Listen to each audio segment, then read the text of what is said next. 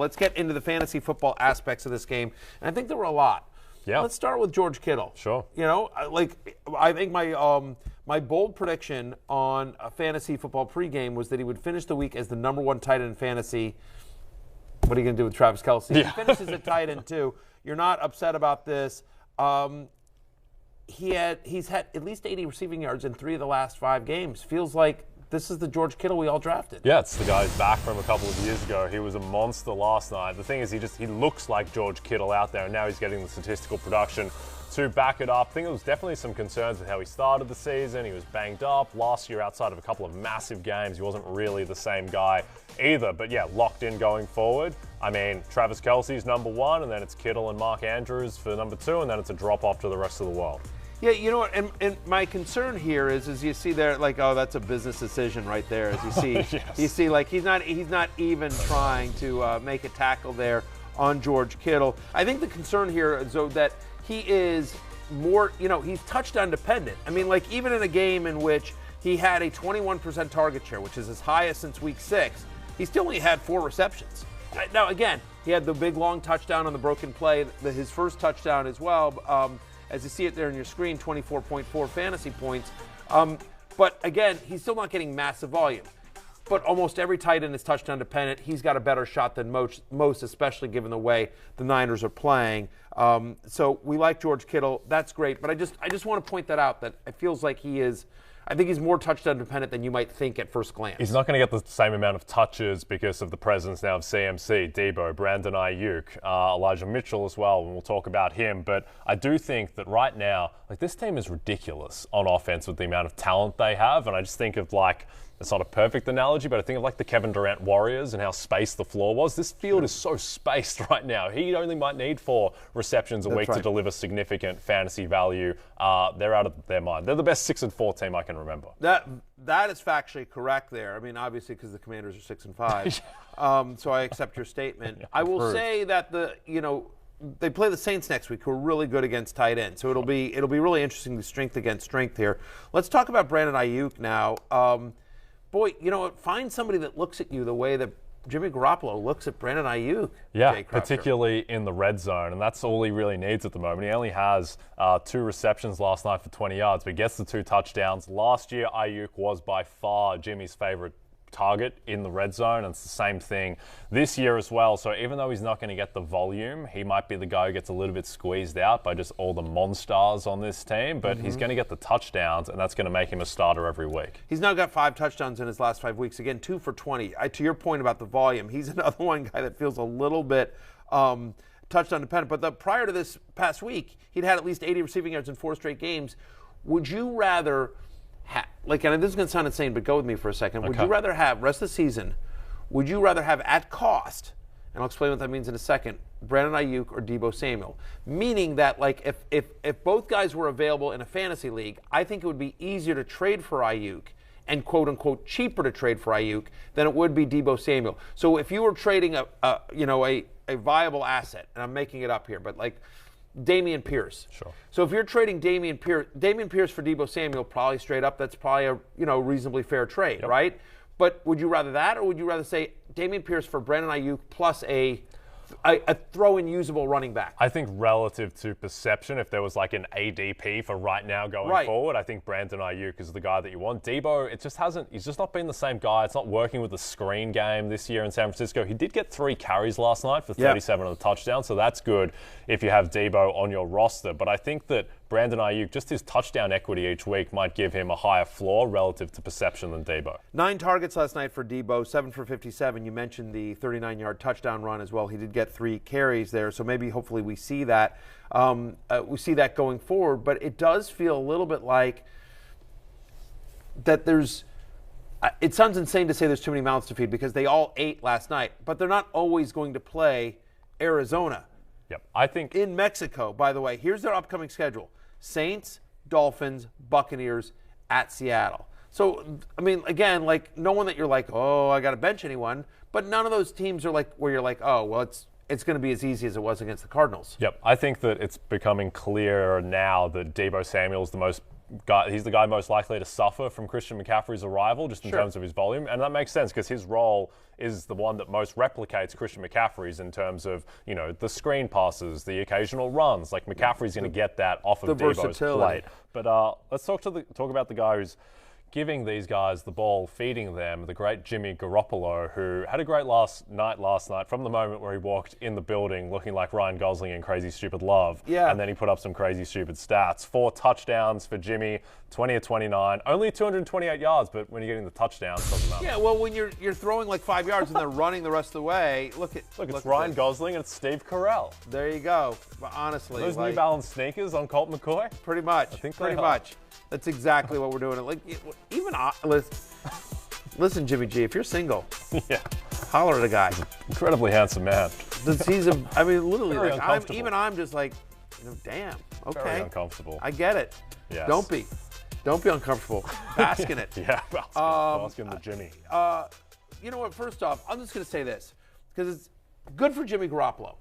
I know, but in all seriousness, like, all offseason, this is going to be Trey Lance's team. We want to trade you. No one wants you. We're not going to get, and like, by the way, like, the Niners are going to succeed despite John Lynch and Kyle Shanahan. Because if it was up to them, Garoppolo wouldn't be on the team right now. Yes, I think certainly. And like they lucked into this. Yeah, certainly with this group, like with the amount of weapons they have, you don't need the variance of Trey Lance. Like just what Jimmy G gives you in terms of as a passer, as a high floor guy, it's exactly what they need. And I think going forward, he doesn't even need to be that good. He just needs to throw little slant routes and screen passes, and he's going to be fantasy viable, and he's going to get a lot of touchdowns. Yeah, by the way, he's not that good. No. Like just from a pure, he's not. Like from a pure NFL standpoint, he's fine. Yes. You know what I mean? Like, I think Derek Carr could probably be doing this in this offense, right? I would argue Colt McCoy could have done that. I argue that if you switch those guys last night, like, but Jimmy's so handsome though. He is very handsome. But I'm just saying, like, you're telling me you can't, like, here's the thing. It's a great offensive line. They're running the ball really, really well. It's a good scheme. Shanahan's a good play caller, and so because of the versatility of Debo and Chris McCaffrey, the speed of Ayuk and Debo and CMC, Kittle being the beast that he is, and they're getting good production out of Elijah Mitchell as well. Like, it just, all you have to do is just like run the offense and not turn the ball over, and that's what Garoppolo can do. For our purposes here in fantasy football, the question is he a viable guy? Like, could you roll with Jimmy Garoppolo as your QB1 the rest of the way? I'm not there yet. I still think he's a matchup-based streamer for me, but given the weapons, and as we just mentioned, the schedule, Saints, Dolphins, Buccaneers at Seattle, like, I think he's going to be a top 15 guy for me every single week the rest of the way. Tom Brady or Jimmy Garoppolo, fantasy-wise, rest of the way, who are you taking? I think it's very, very close. Yeah, Brady will get more yards, Garoppolo more touchdowns, I think. Probably. I'm still going to go with Brady there, but the fact that it's a conversation Sure. should tell you everything you need to know, Yeah, right. and so we'll talk about that. In terms of Elijah Mitchell, since returning, he's played 38 snaps. He's gotten 27 touches. When he's in there, they're giving him the ball. In terms of Mitchell, the problem with him is that again, he's still backseat to Chris McCaffrey. He doesn't really have a lot of passing game usage here. He got more carries. He's gotten more carries than Chris McCaffrey each of the last 2 weeks. You see it there on your screen. That's basically almost 3-1 Chris McCaffrey to Elijah Mitchell in terms of offensive snaps played, but Mitchell has more rushing attempts and more rushing yards. The difference, of course, is 11-1 in terms of the receiving game for McCaffrey to Mitchell, and 106 to -1 in terms of receiving yards, CMC to Elijah Mitchell. Elijah Mitchell to me is a hope for a touchdown flex as long as CMC is healthy, but he's an important person to have on a roster, especially if you have Christian McCaffrey. Yeah, I think if you just look at the box score, it is misleading last night that Elijah Mitchell had 9 carries to CMC 7. Like, no, when the game was in balance in the first half, it was right. CMC pretty much all the time, and also he was getting 7 receptions for 67 yards too. So I think Elijah Mitchell, the good thing is if you have Elijah Mitchell, Niners are going to be blowing a lot of teams out. He's going to be getting that second half work in blowouts. But let's go to Arizona. One of the big stories of the game was is the return of the human Dortch. Greg Dortch has a massive game. He goes 9 for 103, doesn't get in the end zone, but hauls in a 47-yarder. And if Rondale Moore is going to miss some time, we'll see what happens with Marquise Brown. Maybe a little value for Greg Dortch. Yeah, the human Dortch, look, again, like they like this role, this kind of, these bubble screens, especially, by the way, there's rumors out there that Kyler Murray, who did not play last night, is not going to play next week against the Chargers. And then they have a bye, and then he might not return until the following week when they're home to the Patriots. So if you get another week out of Colt McCoy, again, not the strongest arm, and he likes, whether it's Rondale Moore or Greg Dortch, the human Dortch, likes those bubble screens, the behind the screens, behind the line of scrimmage stuff, the middle of the field, the slot stuff, especially given the fact that no Zach Ertz. By the way, Rondale Moore, we expected Rondale Moore to have a big game. He should have had the game that Dortch did. I had Moore as a top 15 play this week again because I thought, hey, Colt McCoy's going to be there. And you just see it here. This is something I retweeted here from Alfredo Brown at the Pretend GM. He tweeted out a direct message that somebody sent to him. Hey, other league question, I'm up by less than a point. I have Rondale Moore starting. His team is done scoring. Should I bench or start him? And Alfredo said, I know it's late, but you got to start him. More likely to have a point recalculation than have him score negative points. So, hey, go ahead and start Rondale Moore. And then what happened? Of course, as we go to the next screen here. One carry for negative 6 yards and then gets busted. One carry for negative 6 yards. The guy ends up losing. I tweeted out another one. Here's another bad beat from @Rick Austin, who says, guy in his league needed Rondale Moore to get 2 yards for the win. Oh, that's only just literally 2 yards. Right, yes. Just 0.2 fantasy points. Yes. Didn't need 2 points. No. Needed literally 2 yards to get the win. He gets minus 0.6 yards, and he ends up losing 81.2 to 80.5.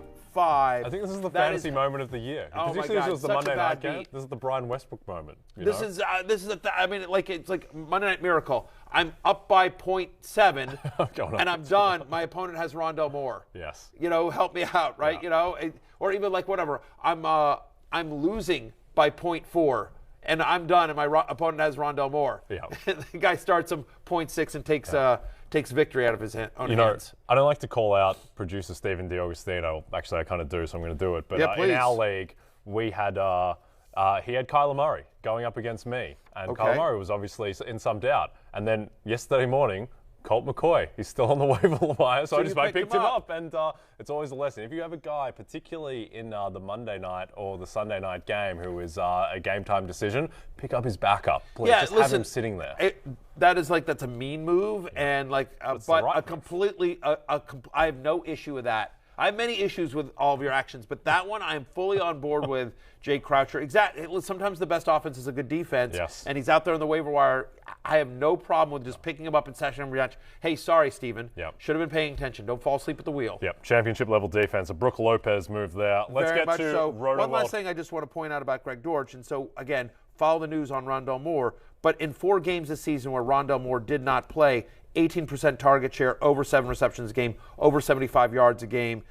This offense, especially without Zach Ertz, can support, a slot. He's like more of a PPR play. And again, to your point, Marquise Brown wasn't there. But still, we like the human Dortch. I think he's a viable guy. The human Dortch. We also like Rotoworld headlines. Sure. Coming up now.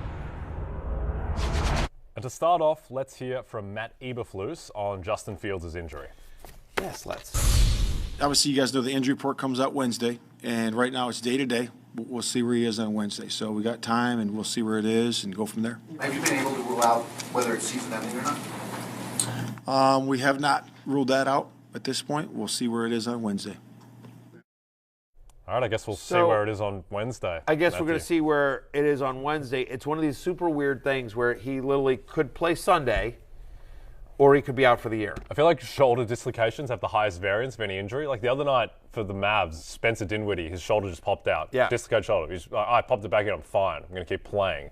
Now Fields might be out for the season. I'm sure there's a medical explanation, but as we talked about yesterday, I think it's a problem that Justin Fields has played so well because now they probably feel like they've got the guy, don't need to see him the rest of the year. Maybe they just put him in cotton wool, but we'll see on Wednesday. We'll see. Pro Football Talk reporting that Justin Fields' injury is not a dislocation. It's not on his throwing shoulder as well. There was also reported that he had hamstring tightness after the loss to the Falcons. So obviously that's concerning given how much he runs.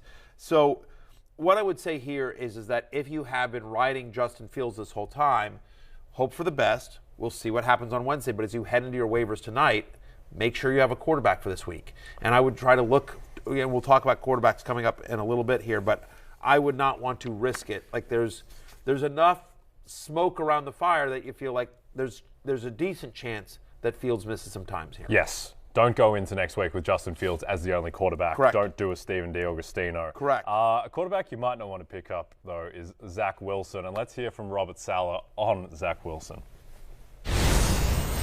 Just been dealing with so many different things right now. I'm going to get to the tape and just evaluate everything, and I'll leave it at that. We're keeping everything on the table over the next couple of days. So you're not committing to Zach as your starter for Sunday? Not right now, not until I'm done evaluating everything. Everything needs to be evaluated. It's just when you put up 100 yards of offense, I don't care how good New England is, and they are good. It's unacceptable. It's not NFL football, and so everything is just being talked about. How can we be better? How can we be better as coaches? How can we call the game better? How can we game plan better? How can we execute better? How can we change practice? So yeah, the quarterback is part of a pile of stuff that's being talked about. I got to say, as a New York Jets fan, I love Robert Sala. That's so good. Sure. Get Zach out. Well, by the way, still had more fantasy points than Kirk Cousins or Baker Mayfield. Okay, I'm just sure. saying. I mean, just, whatever. Like, we almost had more points than those guys. Factually correct, Jay. I feel bad for Zach. I mean, whatever. I make a ton of mom jokes, but you don't feel bad for him. Really. He's a young kid. What are you going to do? I think he'll be fine. He's certainly rich. He's certainly rich, and the apple of many moms' eyes. What I will tell you, though, is this is fantasy relevant for this reason and this reason only, because no one's starting Zach Wilson on their team. No. But if they do make a switch here, and they go to, say, for example, Joe Flacco. Garrett Wilson time. Elijah Moore maybe out of the doghouse as well. Just suddenly it's all small sample size. But in the non-Wilson starts this year, when Zach Wilson was out, in the games in which Zach Wilson did not start this year, Jets averaged 51 pass attempts per game, over 300 passing yards per game. This year, in games in which Zach Wilson has started, they're averaging just 27 pass attempts a game and 182 passing yards per game. They've gone much more run heavy, much more hide the quarterback than they have with Joe Flacco, who is, a professional quarterback. Yeah, and at least with Flacco, there's the scope where he aired it out against Cleveland in that game back in week 2. So in terms of the betting market, right now Zach Wilson, of all the starting quarterbacks in the league, he's rated as the worst in terms of how he affects the line. It's not like Mike White or Joe Flacco are huge upgrades, but I think they are upgrades on Zach Wilson this year. Yeah, I certainly think for the offensive players on the Jets that you care about, yeah. Certainly you're rooting for Joe Flacco. We'll see what happens there. They play Chicago at home this week. Then they're at Minnesota, at Buffalo, and home to Detroit. So there's a couple of games in there that you feel good about. The home Chicago doesn't really scare you defensively. No. Neither does Minnesota. No. Honestly, other than the game at Buffalo, which that'll be in December. Yeah. You like their schedule, and home to Detroit as well. So we'll see how that happens. Yep. And I don't want to. You never root for injury. No. You never root for injury. And so I feel terrible about this, but we got some news about Kyle Pitts yesterday. Yes. Looks like he has a torn MCL and he's going on IR. So for fantasy purposes, I assume that just means you're cutting him everywhere in redraft leagues. So he will not play this weekend. My question to you, Jay Croucher, is will you be able to tell? No, yeah. Bang, there you go. That's a low blow, Matthew. That's it's not Kyle Pitts' fault. He took out his MCL again. It's not. He's already torn none of this. That's not a low blow at Kyle Pitts. That is a low blow at Arthur Smith. I want to be very clear where my ire is being directed. Make sure who we're assassinating. Yeah, 1,000%. I feel terrible for Kyle Pitts. It's a bad injury. He's an insanely talented player who's been completely misused in this offense all year long. And so I feel awful for him. And we here at the happy hour, and I know I speak for everyone at NBC Sports when we say, please come back stronger. We are not celebrating your injury. We're not happy about it. We feel terrible for the young man. What I will say, though, is on a show where we're evaluating players from a fantasy football perspective, he has been a disappointment this year. And I want to be very careful about how I couch this.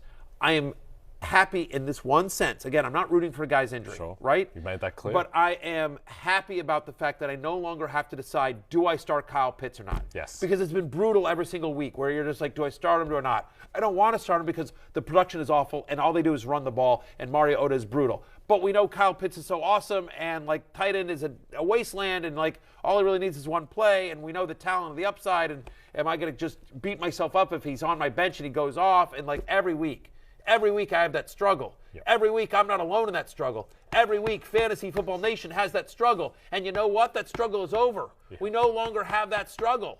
Yeah, we no longer have to make that decision. I was going to say that it's very grim to say, but if you're a Kyle Pitts manager, it is a bit of a relief, honestly, because now you can just start Cole Kmet, start Jawan Johnson, start anyone. Yes, exactly. Except somebody on the Falcons. Again, yeah. Again, we are a pro Kyle Pitts show. Yeah. We love Kyle Pitts here. Arthur Smith, not so much. Trade Kyle Pitts to Miami or something. Give him Mike McDaniel. Anywhere. Free Kyle Pitts. Yeah. Trade him for Jeff Wilson. Arthur Smith probably would prefer another that. Running back. Yes. Trade him for a tackle. All right. You know what? There you go. Speaking Trade of running Kyle backs. Pitts for a fullback. Right. That's what you should do. Trade Kyle Pitts for a fullback. Yeah, that Kyle will make Juszczyk. Arthur Smith happy. Hi, I'm Mike Tirico, and thanks for watching. Make sure to hit subscribe for the latest news and highlights from NBC Sports.